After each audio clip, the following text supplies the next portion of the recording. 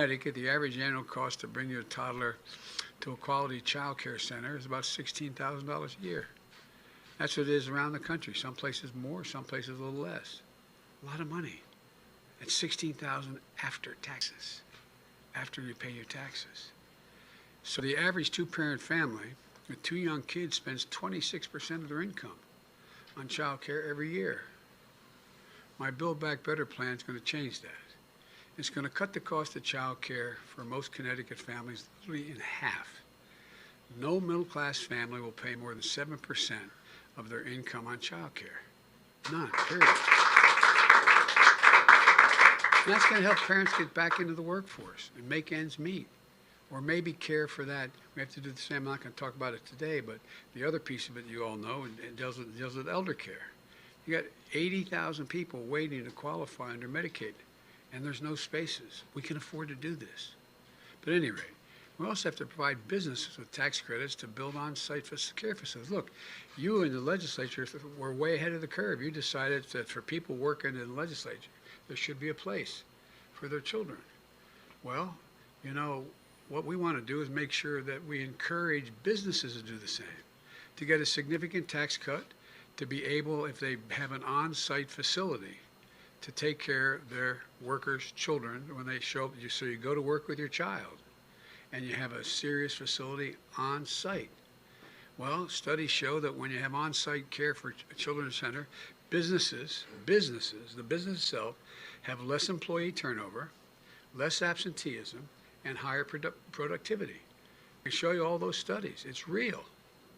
We can't afford to lag behind other countries when they're investing. When America made 12 years of public education universal more than a century ago, it gave the best educated, best prepared workforce in the world to the rest of the world. But if we're designing public education today, all of a sudden we had none, we said, okay, what are we going to do? We need free public education. Does anybody think we'd think 12 years was enough in the second quarter of the 21st century? The fact is today only about half of 3- and 4-year-olds in America are enrolled in early education, childhood education like you're doing here. In Germany, France, and the UK, even Latvia, the number of children in those countries enrolled is 90%. 90%. My plan gets us back on track. Provides 2 years of high-quality preschool for every child in America. It also makes investments in higher education by increasing Pell Grants. I don't know if I can get it done, but I also have proposed this free community college, like you've done here in the state of Connecticut, to help students from lower-income families attend community college and 4-year schools. And invest in historically black colleges and universities to make sure young people from every neighborhood have a shot at good-paying jobs in the future. We also extend this lady's child tax credit, which is finally a tax cut for the middle class. Now look, my friends on the other side never had any problem providing $2 trillion in tax cuts for the very wealthy. Look, I don't think you shouldn't be able to make $1 million or $1 billion. I'm a capitalist, but guess what? I'm also listed for 36 years as the poorest man in the Congress. But I make big money. I'm a president. But all kidding aside, I don't think we should punish anybody, but just pay your fair share. Just pay your fair share. You know, the issue that has been championed by Rosa for years, in the past, if you paid your taxes and had an income high enough that you were able to take the $2,000 per child deduction, you could actually write it off your taxes. But how many families do you know of cops and firefighters and school teachers and what that don't pay that much in tax because they pay tax, but there's nothing? You say you're going to get $4,000 back for your kids. Well, you know, it's not refundable. Either it comes off your tax bill or you don't get it at all. The American Rescue Plan, which these folks voted for as well, I'm very proud of it, it's a real game changer. It started our economy moving again. Recognize that people with lower incomes don't get the benefit of that tax break because they don't have that much to deduct. So we make it refundable, make it permanently refundable. So You'd get that back over the years. You get if you only had $1,000 in taxes and you had 3 kids, you'd end up in a situation where you get $5,000 refundable to you. They would pay you. The government would pay you. And we increased that amount in the near term to $3,600 for every child under the age of 6 and $3,000 for dependents between the ages of 6 and 17. The money's already a game changer for working families. It's projected to cut child poverty in Connecticut, one of the wealthier states like Delaware, in Connecticut, by 40%. If we don't pass the bill, it's real. It's a life changer.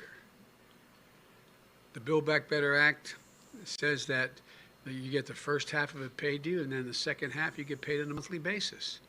People are getting, hard-working families are getting a check in the mail on the 15th. Today's the 15th, isn't it? Or their bank account, just like you get your Social Security check. But it's for your children. It's for being able to raise your kids. That monthly tax cut for parents is going to end in just a couple months. It's going to impact families of 61 million kids right at the holidays when the winter heating costs are going up. When we need to keep the taxes for families going down. The bottom line is this.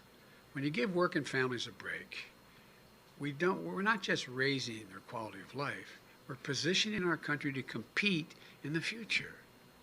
You know, when I talk to all your folks out in the playground, as I joked and said, everybody knows I like kids better than people. Fortunately, they're like me. That's why maybe I like them. But all kidding aside, you all talked about what it means to the families of these children. And granted, you had to cut way back, and because of a lot of things happening, things aren't the same as they were. But these bills are about strengthening the economy for decades to come. Both of these bills spend out over 10 years. Take the infrastructure bill. All those investments in roads, bridges, highways, high-speed internet, water, clean water, everything that represent less than 0.5% of our economy each year if you add it all up over these years. And the cost of the Build Back Better bill in terms of adding to the deficit is zero. So when I hear people say it costs $3.5 trillion, and be honest with you, we're probably not going to get $3.5 trillion this year. We're going to get something less than that. But I'm going to negotiate it. I'm going to get it done with the grace of God and the goodwill of neighbors and the creek not rise, as my grandpa would say. But all kidding aside, we're going to keep coming. And because the more we demonstrate it works, the more we can do. It's paid for because big corporations and the very wealthy ought to start paying their fair share.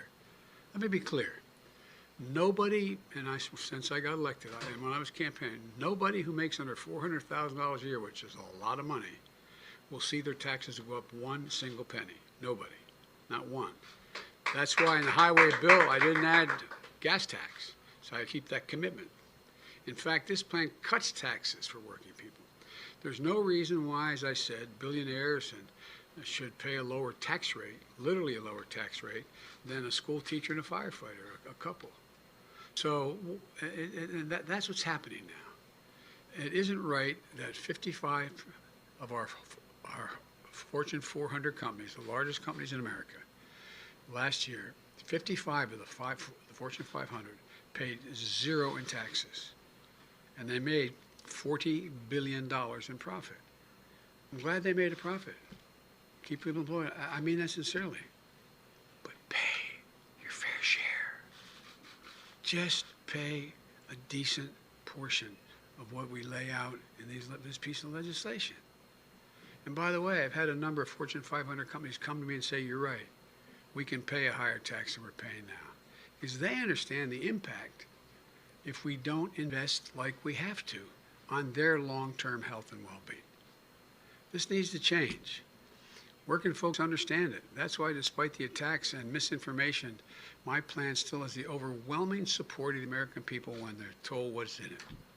They understand that when families have a little more breathing room, America has a lot better shot.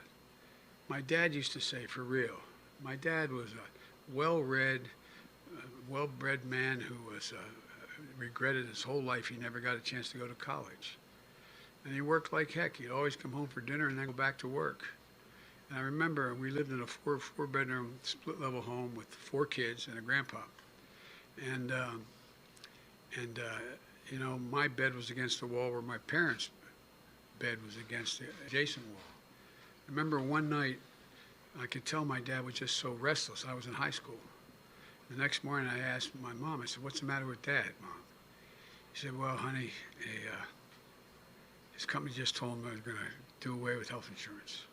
No health insurance." Well, you know what? My dad's not, we weren't poor. My dad made it probably on average in those days $22,000, $25,000 a year, which is a decent salary. But he used to say, everybody's entitled to just a little bit of breathing room.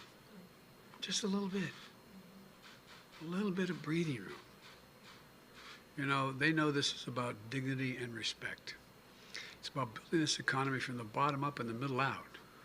I've never seen a time, and some of you may have, beyond my colleagues in the Congress, may have your master's or doctorate degrees in economics. Name me a single time in American history when the middle class was doing well that the wealthy didn't do very, very well. Name me a time. One single time in American history. So we're not hurting anybody. We're just making sure everybody gets a shot. Let me close with this. This is not hyperbole. The world is watching. Autocrats believe that the world is moving so rapidly that democracies cannot generate consensus quickly enough to get things done. Not a joke. I've had hours and hours and hours of meetings and personal conversations with Xi Jinping. I spent more time with him, I believe, than any other world leader has when I was vice president and now on the phone. Every time he calls or we talk on it, it's a conversation between an hour and a half and 2.5 hours. Not a joke, my word. But he doesn't think democracies can compete because they can't act quickly enough. In my summit with Putin in Switzerland, they're betting democracies can't compete. We can't move quickly enough. I'm heading to the G20. Came back from the G7. You know how they measure? They don't measure us based on the size of our military. They don't measure us on how much power we have that way. They want to know, can we get anything done? Not a joke. And many of you travel internationally. Can we get anything done? Can you put anything together to get something done in America? So folks, they're betting that we won't respond to this inflection point in history. But I've always said, and I mean, some of you guys who work with me know this, I've said 1,000 times, it's never a good bet to bet against the American people. Never a good bet. So it's time for us to invest in ourselves. Show the world that American democracy works. We've always led the world not by the example of our physical power, but by the power of our example. That's why the world has followed. And given us that half a chance, there's not a single solitary thing that we can achieve if we do it together. So I'm hopeful.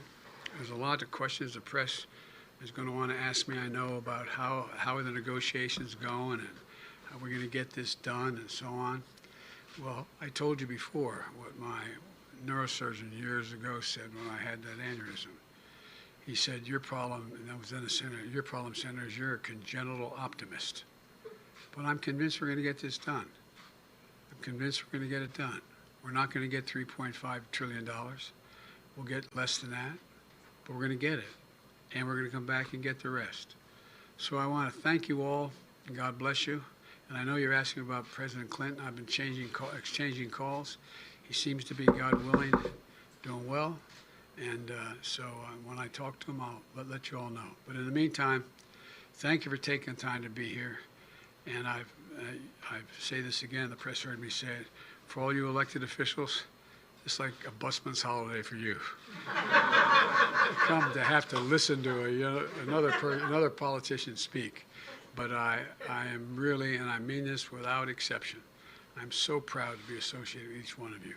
You're honorable, decent, smart women and men, and there's a lot we can get done. So thank you very much. Thanks, everybody. I guess I'm seeing you.